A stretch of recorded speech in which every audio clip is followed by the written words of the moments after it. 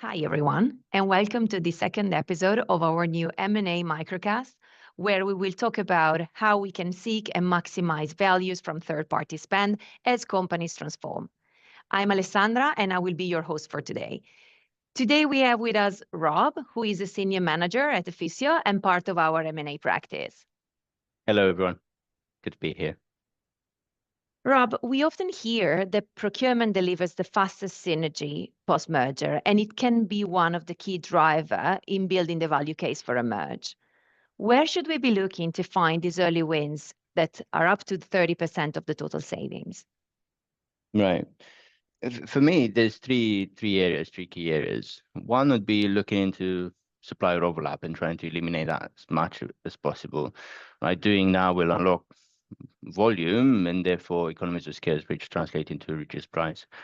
Second of all, I'd look to harmonize payment terms. That will unleash or release some trapped capital and improve the overall cash flow position of the company.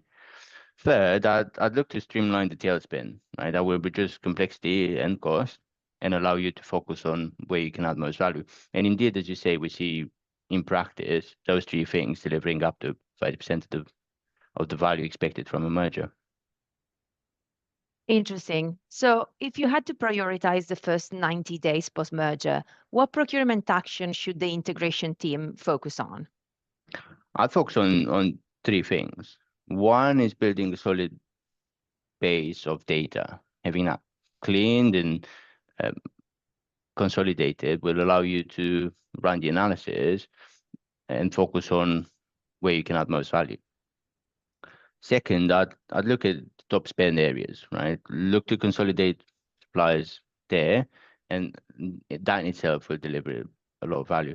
And third, I'd look to run some joint competitive events, bringing the teams together and increasing that cohesiveness in a merger situation, which is really important. That's very clear and actionable insights, Rob.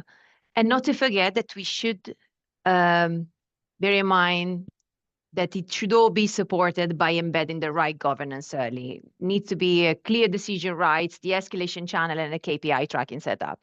Without these, even the biggest opportunities can be missed. A fast integration doesn't mean a chaotic one, and by following these steps, you can deliver without compromising on procurement maturity or strategic focus.